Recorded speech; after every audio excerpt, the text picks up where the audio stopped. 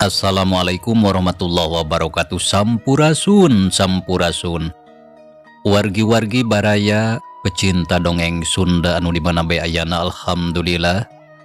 Kalayan kudrat ilahi Robbi, qadaratinu maha kawasa, urang sadayana tiasa ditepang dangukeun deui.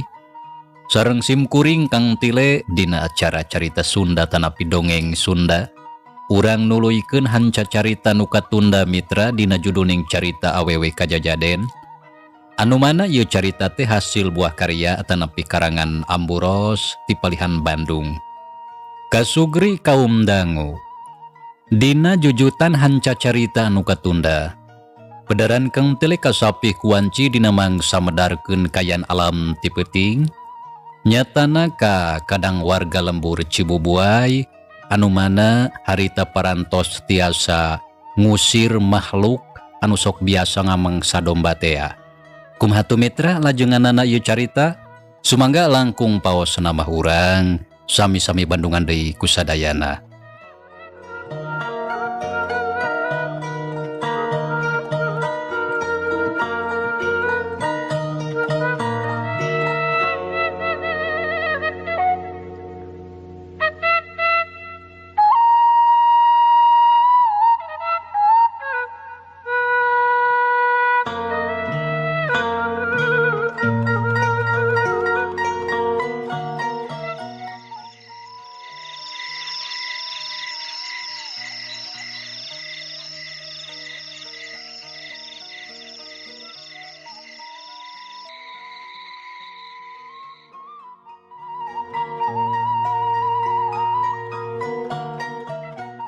Kekebah sakedik deui.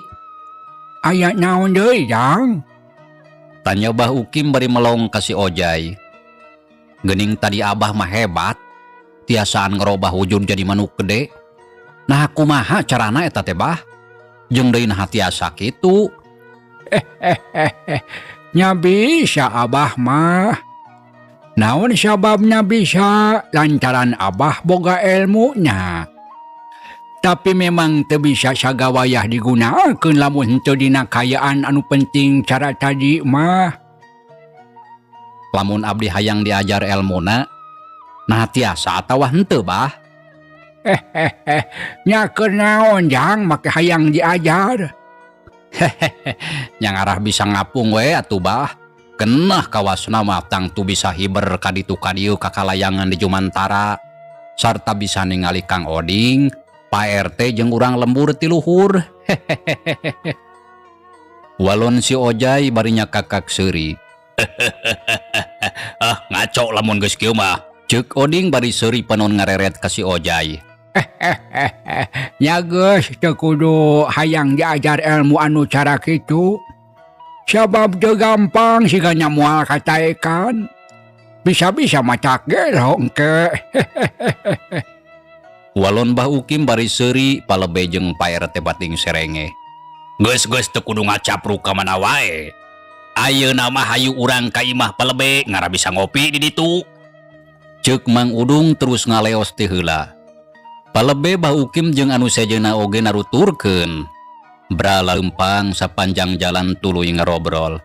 Sabot keur kitu urang lembur anu tadi araya di jero imah sawareh kalaluar. Sabab kayaan geus aman. Sora-sora anu matak sieun jeung keung ayeuna geus jempe. Bring atuh mari luka imah palebe sararea penasaran hayang nyaho kanu bieu kajadian. Teu kacatur di jalana. Sararea geus aranjog ka imah palebe sarata terus ditita arasup ka jero. Tuluy gukgek dariuk ngariung di tengah imah meuni rempeg. Palebe ngaleos ka tukang rek nita bojona sangkan nyadiakeun cai jeung lalauhna saaya-aya. Kawantu dina kayaan peuting. Bilebe gewat mirun seuneu tuluyna heur cai keur ninyuh cai kopi. Geus kitu dekul ngagoreng sampe anu kabeneran sampeuna aya meunang ngala tadi sore di pipireun imah.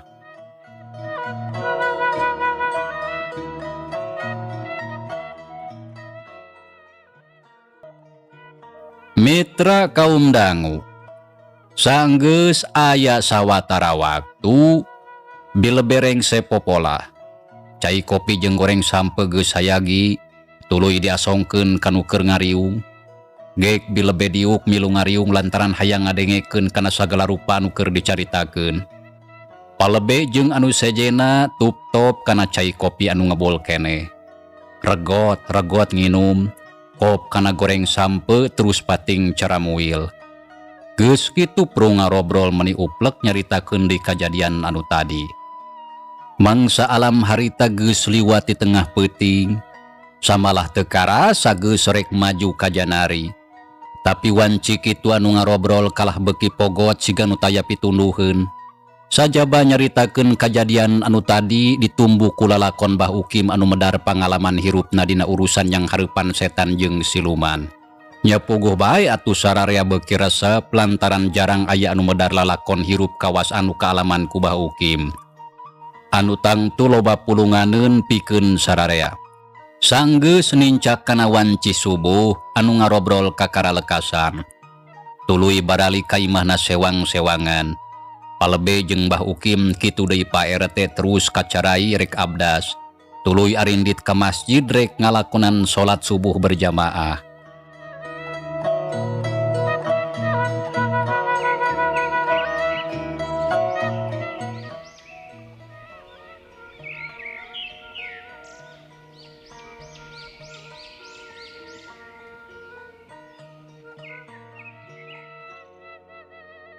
Kayan harita geus isuk-isuk, cahaya balebat hibarat di belah wetan.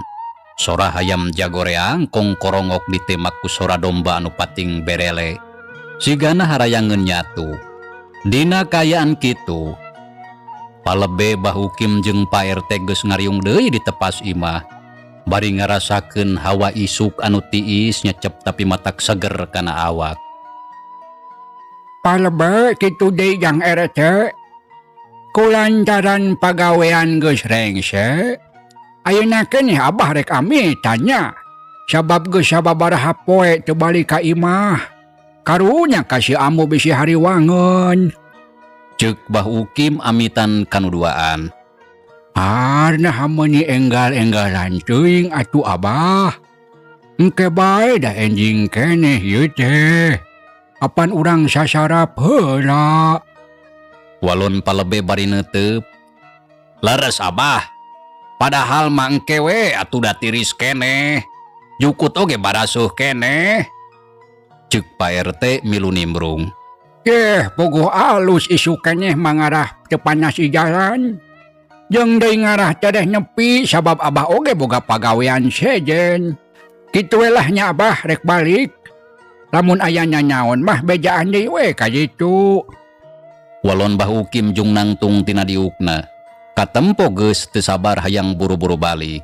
Da puguh geus aya kana sababaraha poe aya di dinya sarta ninggalkeun imah jeung pagawean sapopoena. Ke heula atuh Abah antosan sakedap. Ceuk palebe terus ngaleos rurusuhan ka jero imah. Tekung silila geus balik deui dibarengan ku bojona anu ngajingjing bungkusan. Abah mangga ieu kanggo ngagaleuh seseupeun. Ceuk palebe bari ngasongkeun amplop. Aya nyaonan ieu teh palebe. Teu teu kudu kikiran. Ari naon teh kawas jeung batur wae. Abah mangga ditampi da ieu mah sanesna naon. Sajabi ti kitu dah henteu ageng mung cekap kanggo meser seseupeun wungkul. Omat ulah nolak Abah. Margi ieu teh mangrupakeun kagegelan ti sakumna urang lembur ka salira Abah nu tos ageng jasana. Ceuk palebe bari tuluy ngasong-ngasongkeun amplop anu eusina duit. Aduh kumaha nya ieu teh make dibere duit sagala. Nya teu kumaha Abah. Saena mah mangga bae enggal ditampi margi eta teh emutan ti sakumna urang lembur kanggo Abah. Ceuk Pak RT nita sangkan si Abah narima eta duit anu memang geus jadi hakna. Nya heuh gatu ari kitu mah ku Abah ditarima. Sarta nuhun kitu ka sarareanya. Bah Ukim nampanan duit anu diasongkeun ku palebe. Sup kana jero saku nempo kitu palebe jeung bojona kitu deui Pak RT ngarasa bunga. Geus atunya Abah rek mulang ya bisi beurang teuing. Sumuhun mangga Abah, wilujeng angkat. Nyi lebih hayu atunya abah rek mulang. Mangga abah, muga-muga sing atos-atos di jalan. Walon bilebe bari ngasongkeun bungkusan keur burueun bojona. Geus kitu sararea cungcong sasalaman. Saterusna kenceling Bah Ukim Indit ninggalkeun imah palebe sarta dijajabkeun nepi ka buruan. Sajigna Bah Ukim balik. Pak RT oge harita amitan rek mulang ka imahna.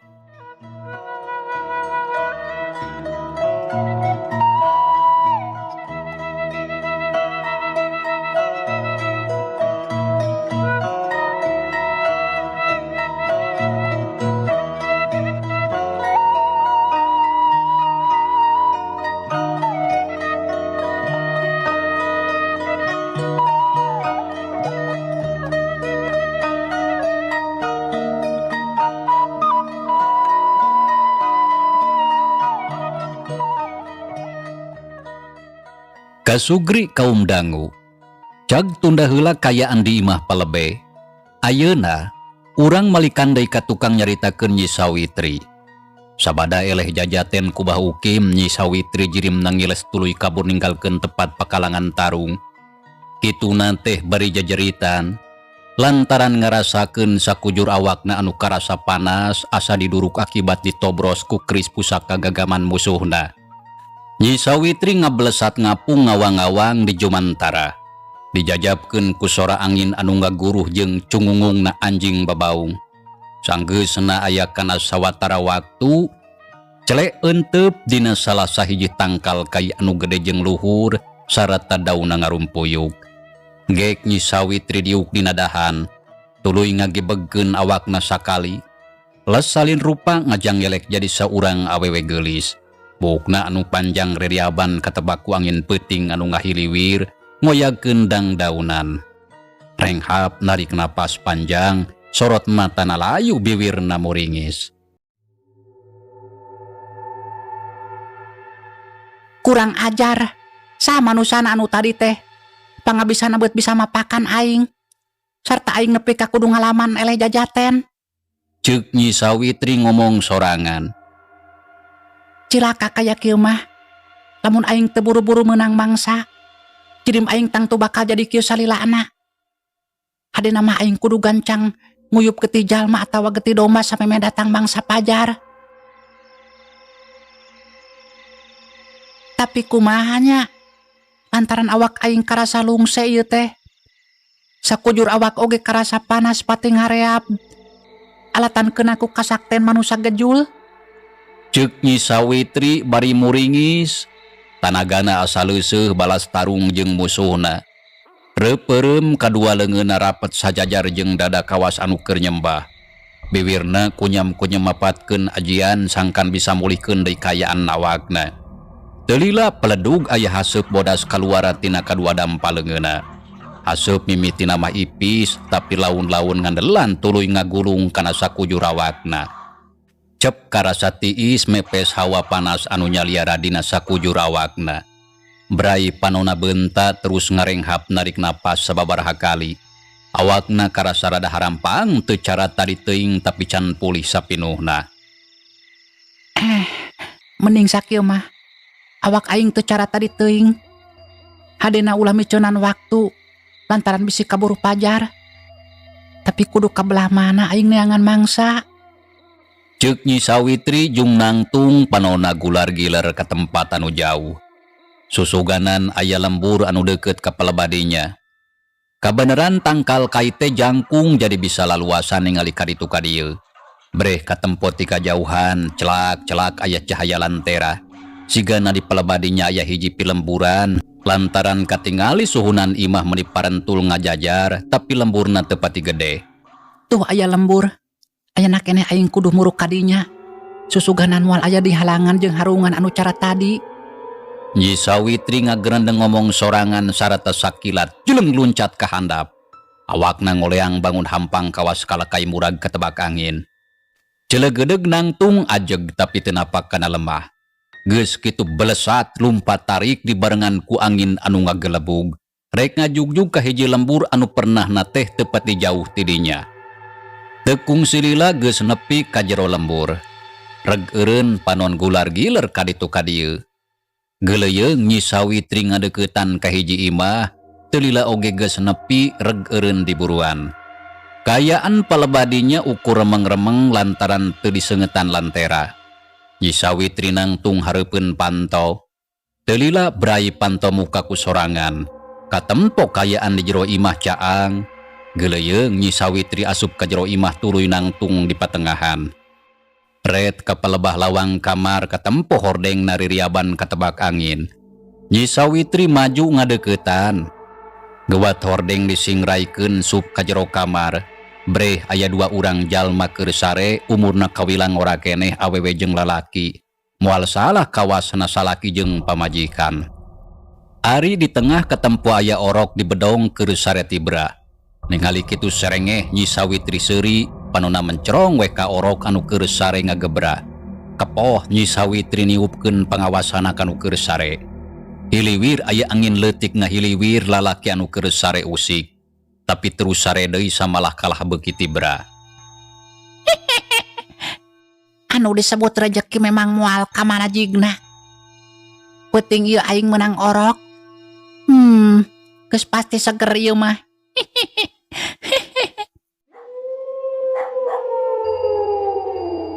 Nyi Sawitri seuri nyikikik sorana ngirung mata kukurayeun. Ret ka orok ragamang dipangku bedongna dibuka. Panon Nyi Sawitri molotot bibirna kutap ketap ti korona lok-lokan. Sapada harita, jirimna robah wujud jadi siluman kelong anu rupa jeung tangtungana matak pikasieun. Teu miceunan waktu. Harita keneh mun-munan orok grewek digegel. Sihungna anu urang geteng naran cereb. Karakak kadenge sorana ngarekak berbayi getih kaluar. Goak orok ceurik tapi indung bapana jongjon sare. Lantaran geus disirep. Srot getih orok disedot. Jep orok teh jempe teu kadenge deui sorana. Getihna sawareh ucerat acret kana palupuh. Seger.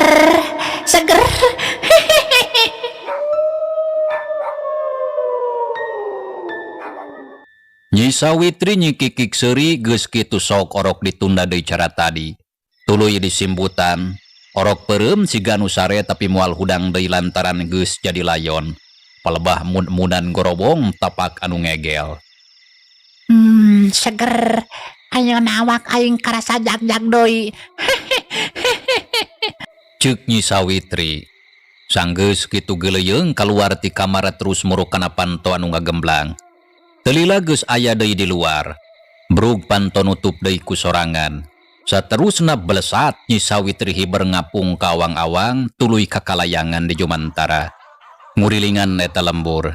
Kituna teh bari seuri cicirihilan sorana ngirung mata kukurayeun, awor jeung sora angin anu ngaguruh handarewan.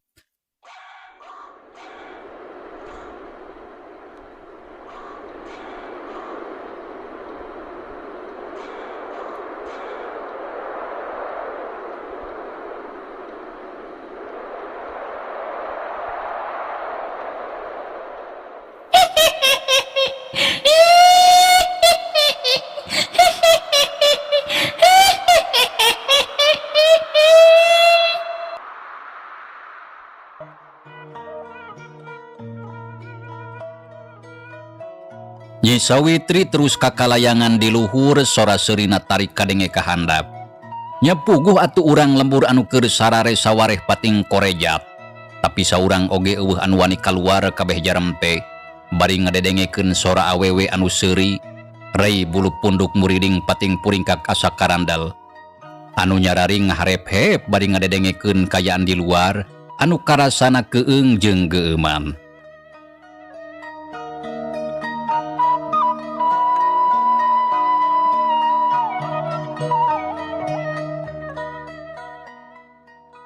Sanggeus Nyi Sawitri bosen ngurilingan eta lembur. Satuluyna ngablesat hiber kanu jauh rek mulang ka lemburna. Dijajabkeun ku sora angin anu ngaguruh jeung sora manuk jurig anu rabeng pating kareak naruturkeun. Teu lila Nyi Sawitri anu jirimna siluman kelong bodas nyirorot ka handap. Celek kana lemah tapi teu napak. Gibeg Nyi Sawitri ngagibegkeun awakna. Les salin rupa jadi saurang awewe geulis.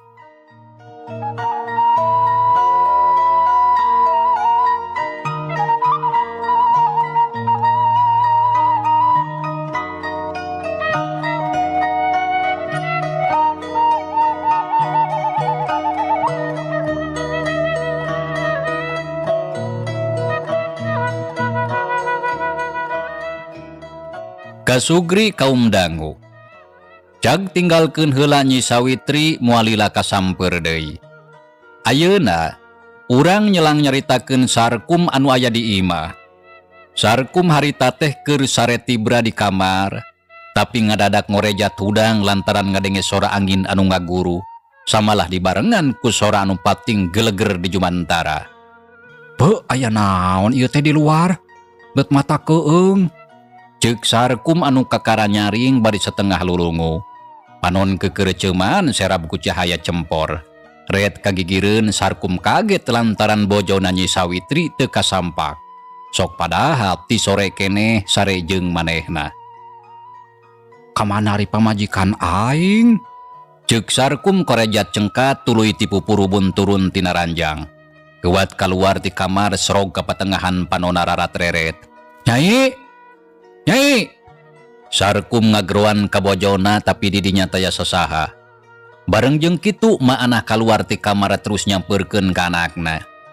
Ujang, aya naon di luar teh? Tak kadengena meuni gandeng loba sora anu matak sieun pating keleger. Nah aya gunung bitu kitu. Tanya maanah reuwa sabab keur sare tibra kahudangkeun ku sora anu pating geleger. Samalah ceuk pamikir maanah buah-buah aya gunung bitu. Duka teuing atuh mak. Puguh abdi oge teu apal lantaran kakara hudang. Aeh mak, ningali Nyi Sawitri atawa henteu? Ah, nah make nanya ka emak. Kapan ti sore oge sare jeung Ujang? Nyaeta eueuh mak. Nyari eueuh teh eueuh ka mana? Paling oge keur kacai meureun. Aeh nya buah keur kacai kitu. Nya sok buru ka ditu teang tapi ulah lila teuing mak keung. Leo sarkum indit ka tukang rek neangan bojona nu eueuh di imah. Serog ka dapur terus ngadeuketan kana panto. Breh katempo tulak panto geus dibuka. Ah, nya sigana mah keur kacai pamajikan aing teh. Ceuk sarkum kolotrak muka panto. Berai panto muka hiuk angin asup ka jero imah. Be, ieu angin meuni gede-gede teuing. Nah aya naon ieu teh? Kayahan es tuning mata keung. Sora anjing babaung meuni melewung. Ceuk sarkum rek turun ti imah teh rada asa-asa. Tabogoh keung ngadenge sora-sora anu matak sieun. Sora angin anu tuluy ngaguru sareta ditembak ku sora anjing babaung. Ditambah deui ku sora anu pating geleger di jumantara. Nyai! Nyai! Sarkum ngageroan ka bojona bari nangtung di lawang panto. Gawat teh angjang kapancuran. Ceuk maanah ngagorobok di tengah imah. Ngadenge kitu jerut harita sarkum turun ti imah. Gidi gelempang rurusuhan rek muru ka pancuran. Telila geus nepi tapi Nyi Sawitri eueuh di dinya. Di pancuran kosong taya jalma saurang-urang acan. Ari pamajikan aing ka mana? Kayaan sakitu keung teh kalah eueuh di imah. Di pancuran oge eueuh nah ka mana cenah? Ngahariwangkeun beut luas leos teu puguh. Matak naon lamun bebeja. Ceuk sarkum terus balik deui ka imah leumpang narurusuhan hayang gancang nepi. Bareng jeung kitu celeger kadenge sora anu ngaceleger di awang-awang. Nya puguh sarkum ngarenjag berengbeng lumpat muru ka imah. Teu sakumaha lila geus nepi deui sup ka jero, gebruk panto ditutupkeun sakalian ditulakan.